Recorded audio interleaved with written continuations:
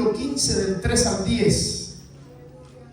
Y quiero que antes de leer podamos decir el título de esta predicación: un encuentro con el Cristo resucitado. Dile al que está a tu lado: encuéntrate con el Cristo resucitado. Alabado sea el nombre del Señor. Dice la palabra del Señor, leemos: porque primeramente os he enseñado lo que asimismo recibí, que Cristo murió por nuestros pecados conforme a las Escrituras, y que fue sepultado, y que resucitó al tercer día conforme a las Escrituras, y que apareció a Cefas y después a los 12. Después apareció a más de 500 hermanos a la vez, de los cuales muchos viven aún y otros ya duermen. Después apareció a Jacobo, después a todos los apóstoles, y al último de todo, como a un abortivo, me apareció a mí, porque yo soy el más pequeño de los apóstoles, que no soy digno de ser llamado apóstol, porque perseguí a la iglesia de Dios. Pero por la gracia de Dios soy lo que soy, y su gracia no ha sido en vano para conmigo. Antes he trabajado más que todos ellos, pero no yo, sino la gracia de Dios en mí. Bendito sea el nombre de nuestro Señor. Tenemos una palabra de oración. Padre, te rogamos, Señor, de una manera especial que tú ministres, Dios mío, nuestras vidas, Señor, mediante tu poderosa palabra, tu inigualable palabra, Señor. Que esta palabra, Dios mío, caiga en los corazones y que nosotros podamos, Dios mío, recibir, Señor, un rema tuyo, Señor, una, Dios mío, ministración fresca tuya a nuestro espíritu, y que podamos sentir, Señor, que tú nos hablas hoy, Señor, a nuestros corazones, en el nombre poderoso de Jesús. Un encuentro con el Cristo resucitado. Un encuentro con el Cristo resucitado. La resurrección es el tema sello del cristianismo. Ninguna otra religión tiene el distintivo de la resurrección. La resurrección es algo distintivo, no solamente que se habló por los apóstoles y que fue base de la fe cristiana en el Nuevo Testamento, sino que toda la Biblia nos habla de una manera u otra, dando un mensaje, dando un anuncio, que la esperanza de todo ser viviente que ponía su fe en Dios era que en un futuro tuviese una resurrección. Si vemos al padre Abraham, dice que fue a sacrificar a su hijo Isaac. Dice Hebreo, con la esperanza que si él lo mataba de verdad, dice que Dios se lo resucitaría de una forma sobrenatural. Bendito sea el nombre del Señor. De esta manera también los profetas profetizaron acerca de resurrección. Por ejemplo, tenemos Oseas. Dice de esta manera: venid y volvamos a Jehová, porque Él arrebató y nos curará, hirió y nos vendará, nos dará vida después de 2 días, en el tercer día nos resucitará y viviremos delante de Él. No solamente Oseas, sino Ezequiel se levantó también hablando una profecía y le profetizaba huesos que estaban muertos, huesos que estaban yaciendo, huesos que estaban sin vida. Y a medida que el Señor le decía: profetiza a estos huesos secos, dice que todos estos huesos secos venían a la vida de una forma sobrenatural. Bendito sea el nombre del Señor. Ezequiel, bendito sea el nombre del Señor, hizo esto de una manera sobrenatural. También Job dio una palabra y dijo de esta manera: yo sé que mi Redentor vive y que mis huesos se levantarán aún del polvo. Estaba profetizando de una manera especial acerca de la resurrección de nuestro Señor Jesucristo. La iglesia del primer siglo usaba pasajes como Jeremías capítulo 18 del 3 al 6, Salmo 88, 10, que dice: manifestarás tus maravillas a los muertos, se levantarán los muertos para alabarte, oh Señor, se levantarán los muertos para alabarte. En el Evangelio, en 2 de Timoteo, 1:10 dice: pero que ahora ha sido manifestada por la aparición de nuestro Señor Jesucristo, el cual quitó la muerte y sacó a luz la vida y la inmortalidad por el Evangelio. Rara vez, bendito sea el nombre del Señor, Jesús pronunció pronunció una predicción de su resurrección sin hablar de la muerte. Habló siempre de la muerte y después habló de la resurrección, que la resurrección traería vida de entre los muertos, no solamente a él, sino también a todo el que creyese en él. Sin la resurrección de Cristo, como decía la pastora, vana es nuestra fe. Decía Pablo, vana es nuestra predicación. Jesús, después de su resurrección, fue declarado Hijo de Dios con poder. Romanos capítulo 1, verso 4. Jesús ha sido exaltado por la diestra de Dios después que resucitó. A Jesús le ha sido dado todo poder en el cielo y en la tierra. Bendito sea el nombre del Señor. Después de su resurrección, Mateo 28, 18. Y Jesús se acercó y les habló diciendo, toda potestad me es dada en el cielo y en la tierra. Jesús está sentado a la diestra de Dios, coronado de toda gloria y de toda honra después de su resurrección. El Cristo viviente intercede por cada uno de nosotros después de su resurrección. La resurrección de Cristo es la firme garantía de que tú y yo vamos a resucitar también. La resurrección de nuestro Señor Jesús es la base de nuestra salvación. La resurrección de nuestro Señor Jesús es la base de nuestra justificación. La resurrección de nuestro Señor Jesús es la base de nuestra esperanza. La resurrección de nuestro Señor Jesús brinda poder a todo aquel que cree en Él de una forma especial. Ahora, cuando vamos a los relatos bíblicos, todo aquel que se encontró con el Cristo resucitado quedó marcado, quedó sellado. Su vida no fue igual, sino que quedó marcado de una manera sobrenatural. El primer ejemplo que tenemos es el ejemplo de las mujeres que fueron a la tumba. Cuando llegó el tercer día, María Magdalena y la otra María dice que fueron a la tumba a ver a Jesús y se encontraron que había un ángel sentado sobre la piedra y que los soldados estaban como muertos, se desmayaron. Cuando llegó el ángel, y usted conoce la frase del ángel, y le dice, ¿por qué busca entre los muertos al que vive? Cuando ellas salieron a dar el anuncio a los discípulos, Jesús se le apareció y se aferró María de tal manera a los pies de Jesús que dice que no le quería dejar ir. La traducción es no me toque, pero está mal esa traducción. La traducción en griego es no me retenga. María estaba tan aferrada a los pies del Cristo resucitado que ahora tendría una pasión diferente, un deseo de adorar a Dios de tal manera que su testimonio quedaría marcado en las páginas de la Biblia. Jesús le dijo, ve y dile a todos mis hermanos que no estoy muerto, sino que he resucitado. Cuando un hombre y una mujer se encuentran verdaderamente con el Cristo resucitado, se aferra en adoración no solamente a los pies del Señor, sino al Señor completo y le corona como Señor y Salvador de su vida. Qué bueno es que tú y yo tengamos un encuentro con el Cristo resucitado. El segundo grupo fue los 11 discípulos que recibieron una pasión sobrenatural para predicar. Ellos estaban tristes, estaban encerrados en el aposento alto y de pronto Jesús entra de una forma sobrenatural. Bendito sea el nombre del Señor, y llega y les habla y les dice, aquí estoy,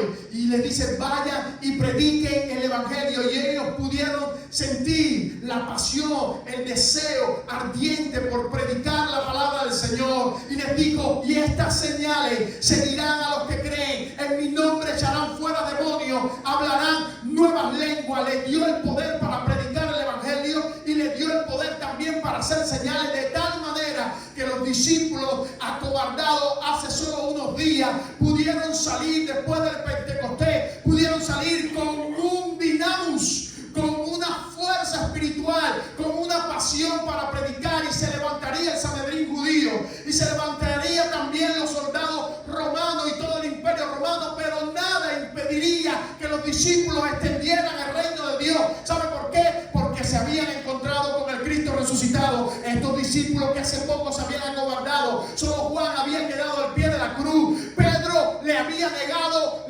3 veces, Pedro se había acobardado, Pedro se había alejado, pero ahora se habían encontrado con el Cristo crucificado y cada uno daría su vida para la gloria de Dios y para la extensión del evangelio. ¿Cuál era la diferencia diferencia de que los discípulos cobardes, los discípulos miedosos, los discípulos que se habían apartado del Señor cuando Él iba a morir, ¿cuál era la diferencia? Que ahora eran capaces de dar su vida por el Evangelio. Solamente había una diferencia: ellos vieron al Cristo resucitado en más de una ocasión, y cuando vieron al Cristo resucitado pudieron decir: verdaderamente este era el Hijo de Dios. Pablo dijo: si Él no resucitó, vana nuestra fe. Yo estoy hablando en vano. Él es la primicia de nuestra resurrección. La resurrección ocurrirá siempre como debe de ocurrir. Primero Cristo, la primicia, y luego nosotros los que creímos en Él.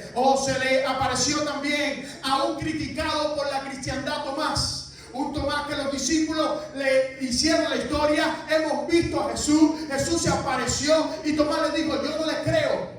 Yo no creo lo que ustedes me cuentan. Yo tengo que meter mi mano en su costado. Tengo que meter mi mano en el hueco de sus clavos. Y ahí se apareció el Señor Jesús y le dijo: oh, Tomás, ¿por qué has dudado? No te digo que dudes, sino te digo: cree. Cree, aquí soy yo. Ven, mete tu mano en mi costado. Tomás metió su mano y le dijo: Señor, verdaderamente eres tú. Y Dios le dijo: bienaventurado todo aquel que no vio y creyó. Bendito sea el nombre del Señor.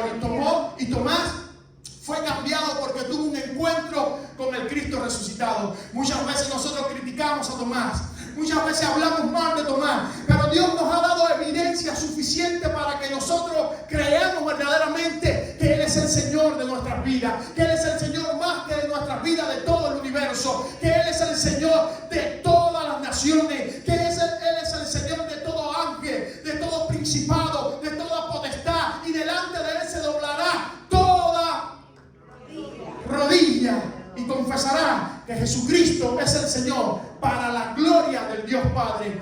Nosotros necesitamos encontrarnos cada día en nuestra vida diaria, en nuestra vida devocional, en nuestra vida clérica, en nuestra vida personal. Necesitamos encontrarnos con Dios mediante la persona del Espíritu Santo y tener contacto de avivamiento con Él. Pedro también se encontró con Él. Un devastado Pedro por haber negado a Jesús. Un devastado Pedro por haber traicionado al Señor. Por haber dicho: no, yo no anduve con Jesús. Jesús se le apareció una vez más a la orilla del mar y le dijo: Pedro, ¿me amas? Y él le dijo: Señor, yo te amo. Pedro, ¿me amas? Señor, yo te amo. Ya le he dicho varias veces el juego de palabras en griego. El Señor le dijo: Pedro, tú agapasmi, me amas, con un compromiso. Y Pedro le respondía: yo te fileo, yo te amo porque viví 3 años contigo. Ese fileo es una relación interfamiliar, una relación armoniosa. Y el Señor le decía: tú agapasmi, tú me amas con compromiso. Y Pedro: yo te fileo. Y el Señor le miró la pregunta y le dijo: ¿tú me fileas? Y Pedro le dijo: Señor, tú sabes todas las cosas. Un Pedro que había acabado de negar a Jesús. Ahora Jesús le toma nuevamente, le lleva una barca, le confirma el llamado que le había hecho al principio de su ministerio con una pesca milagrosa que le había dicho: tú serás un pescador de hombres. Y ahora le vuelve a subir a la barca, vuelve a ver otra pesca milagrosa y le confirma el llamado y le dice: aunque pasó lo que pasó, tú vas a ser pescador de hombres. Alístate, bendito sea el nombre del Señor, porque tú vas a afirmar a todos tus hermanos y tú vas a ser el líder de una iglesia naciente, de mi iglesia naciente. Usted conoce la historia de Pedro después del Pentecostés, después del descenso del Espíritu Santo. Pedro no fue el mismo. En ocasiones vemos a Pedro en el Nuevo Testamento, antes del Pentecostés, que era emocional, que era sanguíneo, que era el que más hablaba de todos los discípulos. Pedro era el que más hablaba, el primero en entrar por las puertas y el primero en salir también, porque Pedro era sanguíneo. Muchas veces empezaba las cosas con mucha pasión, pero se echaba para atrás, se arrepentía de lo que iba a hacer o de lo que estaba haciendo. Este Pedro, después del Pentecostés, lo vemos predicar con tanta vehemencia después de haberse encontrado con el Cristo resucitado, y este Pedro hizo que 3,000 personas se convirtieran. Su segundo sermón, 5,000 personas se convirtieran. En el capítulo 3, sana al ciego que estaba sentado en el templo de Hermosa y le dijo: ¿cómo le dijo? No tengo ni oro ni plata, pero lo que tengo te doy. Sé sano en el nombre de Jesús de Nazaret. En el capítulo 4 le dice al Sanedrín judío: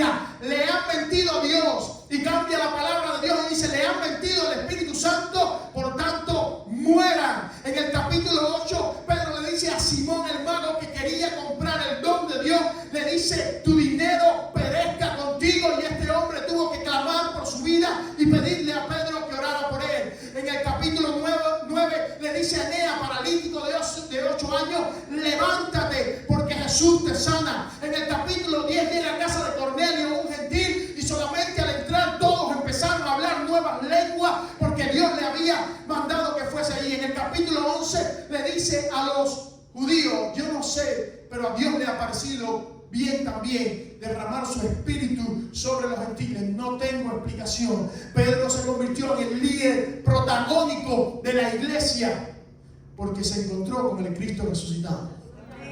Otro hombre que se encontró con el Cristo resucitado fue Pablo. Usted conoce a Pablo, descrito como el nombre de Saulo en las páginas del Nuevo Testamento. Este hombre era terrible. Era una amenaza para la iglesia naciente. En el capítulo 7 vemos que se levanta Esteban, el primer mártir de la iglesia, y dice que Saulo estaba allí porque tenía odio a los cristianos. Le tenía odio al evangelio. Y dice que matan a Esteban y toman la ropa de Esteban y la ponen delante de Saulo en ese tiempo, porque Saulo quería exterminar el evangelio que estaba siendo promulgado. Ahora este Saulo va al Sanedrín judío, le dice al sumo sacerdote, no solamente vamos a exterminarlo, vamos a matarlo. Mire, dice la palabra del Señor que él iba casa por casa, y no predicando el evangelio, iba casa por casa buscando a los cristianos y los sacaba, tanto hombres como mujeres, arrastrados de las casas, y les daba golpes y los metía en prisión. Ahora le va al Sanedrín judío y le dice, bendito sea el nombre del Señor, le dice al sumo sacerdote, déjame ir a Damasco. No solamente aquí en Jerusalén, déjame ir a Damasco para sacarlos allí también, porque se han ido huyendo a Damasco. Alabado sea el nombre del Señor. Allí el sumo sacerdote firmó una carta para él, y cuando iba de camino a Damasco con sus planes macabros de hacer un estorbo para el evangelio, pasó algo. Dice que se le apareció ¿quién? El Cristo resucitado en una luz radiante y le dijo, Saulo, Saulo, ¿por qué me persigues? ¿Y el quién es el que me habla? Dice, soy yo, Jesús. Me estás persiguiendo. ¿Por qué me persigue? ¿Por qué das goces contra el aguijón? Y en otras traducciones dice, patadas al aguijón. Algunos comentaristas dicen que esta frase es sacada de la costumbre de había aquellos que tenían carretones, ponían en la parte de atrás de los carretones aguijones, clavos, para que los caballos no dieran patada para atrás. Y cuando un caballo daba una patada y se encajaba el clavo, ya ese caballo nunca más daba patada. Entonces Jesús le estaba diciendo, ¿por qué estás persiguiéndome? ¿Y por qué estás persiguiendo el evangelio? Y de pronto cayó una gran ceguera sobre Saulo. Y Dios le dijo, ve a la ciudad. Y cuando va a la ciudad dice que llegó a casa de un hombre que se llamaba Judas. Y dice que estuvo 3 días, ¿usted sabe haciendo qué? Sin comer, orando, para que el Señor le quitara la ceguera. Y ahí Dios le habló y le dijo que un tal Ananías iba a ir a orar por él. De igual manera el Señor se le apareció a Ananías y le dijo, ve a casa de Judas, ora por Saulo. Y este hombre le dijo, pero si ese es el que mata a los cristianos, ese es el gran opositor del evangelio, no solamente en Jerusalén, sino aquí también en Damasco. Y le dijo, pero ahora instrumento me es escogido y yo le he de enseñar cuánto ha de padecer por mi nombre. Así pasó, llegó este hombre, le puso las manos a Saulo y dice que cuando oró, escamas cayeron de sus ojos, recibió la vista. Y usted sabe qué pasó. Al momento, al instante, en un abrir y cerrar de ojos, dice que Saulo empezó a predicar el evangelio de Cristo y muchos se convirtieron y otros judíos estaban confusos porque Saulo empezó a predicar de tal manera que quisieron matarle y los cristianos no tuvieron que bajarlo por un muro porque las puertas de la ciudad estaban selladas para que él no saliese. Lo descolgaron con un muro por una canasta. Saulo, acabado de tener un encuentro con el Cristo resucitado, salió a predicar el evangelio. Y hay cristianos, bendito sea el nombre del Señor, que llevan 20 años en la iglesia y no le han hablado a nadie de su Señor, de su Cristo. Alabado sea el nombre de Jesús. Este Saulo, la palabra de Dios es tremenda. Cuando tú te encuentras verdaderamente con el Cristo crucificado, suceden cosas sobrenaturales. Este Saulo, el perseguidor del Evangelio, el perseguidor de Jesús, el que estaba allí en la muerte de Esteban, el que arrancaba todo de su casa y los arrastraba, este Saulo se convirtió en el misionero más grande de la historia de la iglesia cristiana. Este Saulo se convirtió en el escritor, en el mayor escritor del Nuevo Testamento, escribiendo la tercera parte del Nuevo Testamento. Este Saulo se convirtió en aquella persona que el Señor le revelaría el misterio que había escondido en el Antiguo Testamento. Este Saulo se convirtió en el predicador único y escogido para los gentiles. Bendito sea el nombre del Señor. Este Saulo, el Señor no lo usó solamente aquí en la tierra de esa manera, sino que lo tomó y lo llevó al cielo. Y él mismo dice, no sé si en el cuerpo, fuera del cuerpo, le hizo escuchar voces que al hombre le es prohibido expresar. Voces de alabanza, voces de adoración, voces de exaltación al Señor, voces de consuelo a aquellos que habían sido rescatados hacia el paraíso. Por lo tanto, todos estos grupos de personas que tuvieron un encuentro con el Cristo resucitado, estas mujeres que adoraron a Dios de una forma única, estos hombres, discípulos que recibieron pasión de parte del Señor, Tomás que recibió fe de parte del Señor, Pedro que recibió compromiso, Pablo que se le abrieron los ojos para ver, todos ellos hubo una cosa en común con ellos, se encontraron con el Cristo resucitado. Mira, amado hermano, toda esta exposición es para decirte algo. El cristianismo no es una religión. El cristianismo no es una tradición. El cristianismo no es algo que tú practicas de día en día o de semana en semana y que está ausente de vida y que está ausente de poder. Nosotros queremos reducir el cristianismo, queremos reducir la relación con Dios a conceptos humanos que nosotros podamos manipular. El cristianismo, Pablo decía, yo no vengo a vosotros con palabras de humana sabiduría, yo vengo a vosotros con demostración de poder. El evangelio no son palabras bonitas, el evangelio no son sermones bonitos, el evangelio no son verdades ilustradas, el evangelio, escucha esto, es poder de Dios para salvación. Y ese poder de Dios que explota en la vida de otra persona primero tiene que explotar en tu vida, para que las otras personas vean que tú vives tu vida con poder, con autoridad, con gozo, que tú vives tu vida agarrado del Señor de una manera sobrenatural.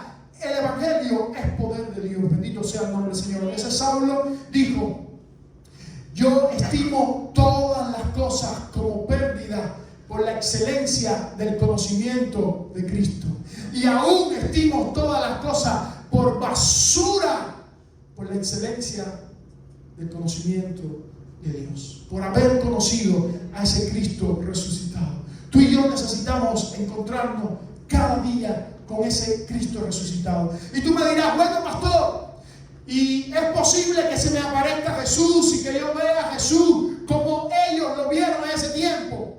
Déjame decirte la manera en que lo hace Dios en este tiempo que estamos viviendo.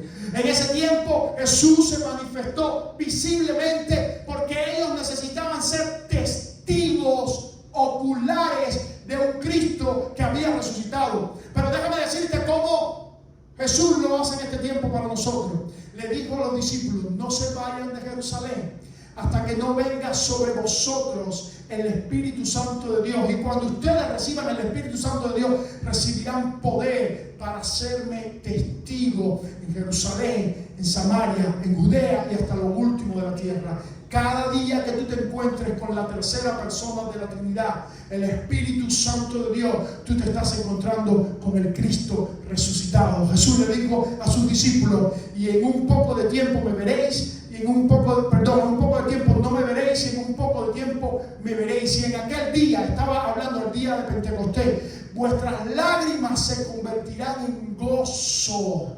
Y ellos, cuando vieron el descenso del Espíritu Santo, cuando vieron el poder que habían recibido, ellos entonces se encontraron con el Cristo resucitado. Quiero terminar con un pasaje que yo oro para que cada cristiano pueda entender. Efesios capítulo 1, verso 15 al 23. Pablo ora de una manera especial y dice: por esta causa también yo, habiendo oído de vuestra fe en el Señor Jesús y de vuestro amor para con todos los santos, no ceso de dar gracias por vosotros, haciendo memoria de vosotros en mis oraciones. En otras palabras, estoy orando por ustedes intensamente. ¿Para qué? Para que el Dios de nuestro Señor Jesucristo, el Padre de gloria, os dé espíritu de sabiduría y de revelación en el conocimiento de Él. Cuando ustedes le conozcan a Él, los ojos se les van a ser abiertos y Dios le va a dar espíritu de sabiduría y espíritu de revelación, alumbrando los ojos de vuestro entendimiento, para que sepáis, y da 3 razones por lo cual necesitamos conocer a Dios mediante experiencias personales, para que sepáis cuál es la esperanza a que Él os ha llamado, y cuál la riqueza de la gloria de su herencia, y mira esta última, y cuál la supereminente grandeza de su poder para con nosotros los que creemos, según la operación del poder de su fuerza, la cual operó en Cristo, resucitándole de los muertos. Yo voy a repetir eso porque hay personas que no lo han entendido. Yo oro para que ustedes entiendan la grandeza del poder que está en ustedes, con nosotros, los que creemos según la operación de su fuerza. Ahora, yo les voy a decir cuál es el poder. Pablo le dice, yo les voy a decir cuál es el poder de Dios que está en ustedes. Y les dice, la cual operó en Cristo, resucitándole de los muertos. Yo voy a hacer un entre comillas y les voy a decir algo. Los teólogos dicen que la mayor manifestación del poder de Dios no fue cuando hizo la creación.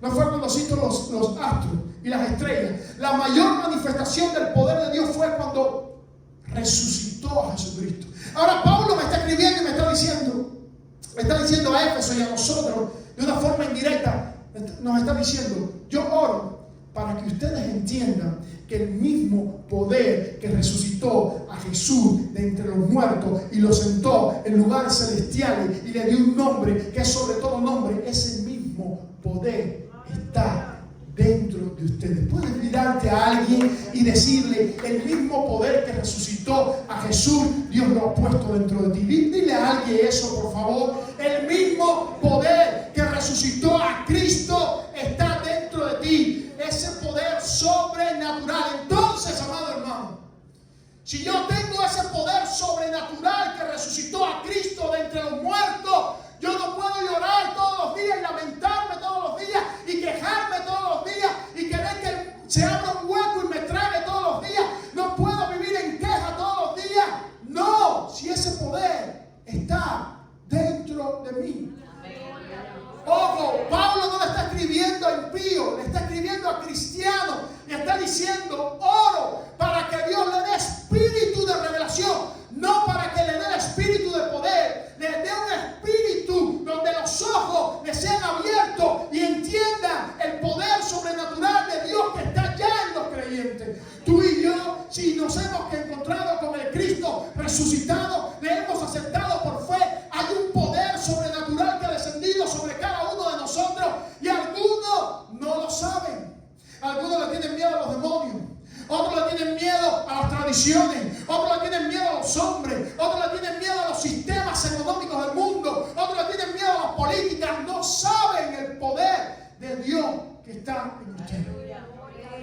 Yo oro junto con Pablo para que Dios nos dé a todos nosotros, hermano, ese espíritu de sabiduría y de revelación, que nos muestre que el poder magnífico, único, inigualable, el mayor expresado en la historia bíblica, que fue cuando Dios resucitó a Jesús de los muertos, para que podamos entender que ese mismo poder está en nosotros. Cuando entendamos eso, vamos a ir para arriba de un enfermo y vamos a orar creyendo que si Dios nos dio toda autoridad para hacer señales, prodigios y milagros, vamos a orar por los enfermos. No creyendo que nosotros somos los más santos que nadie, sino creyendo que en nosotros está el poder que nos ha sido dado por medio de Cristo. Vamos a ver un endemoniado y le vamos para arriba y vamos a orar para que los los demonios salgan fuera. Vamos a ver a uno que está necesitado y vamos a ir a hablarle en el nombre del Señor sin avergonzarnos de lo que creemos, porque el Evangelio es poder de Dios. El Evangelio es una buena noticia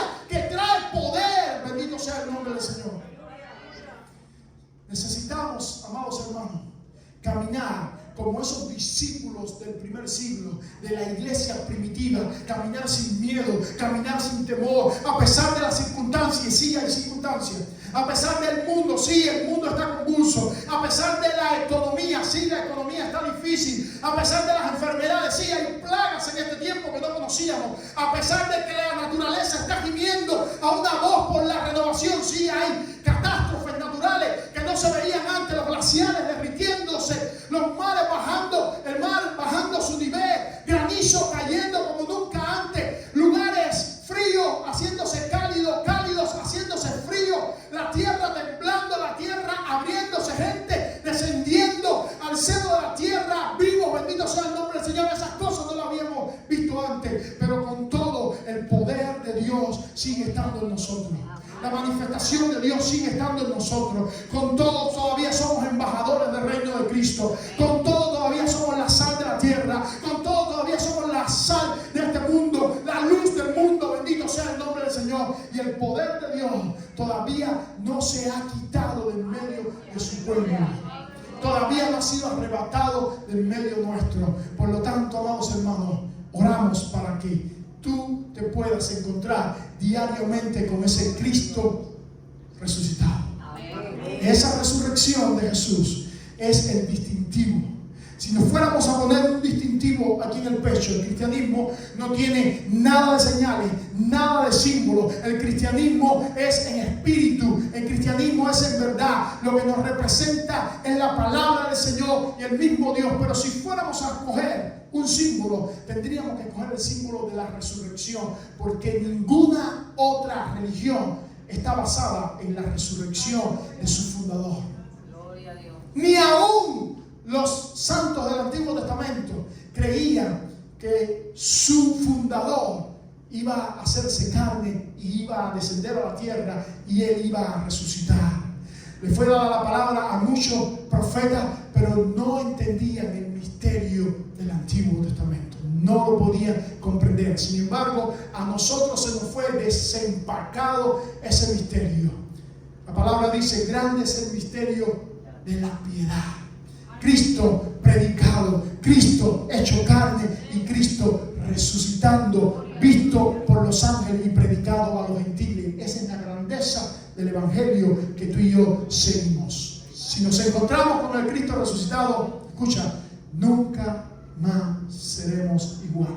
Si venimos a la iglesia, diezmamos, ofrendamos, llevamos una vida religiosa, vamos a seguir siendo los mismos. Pero si nos encontramos con el Cristo resucitado, nunca más seremos iguales.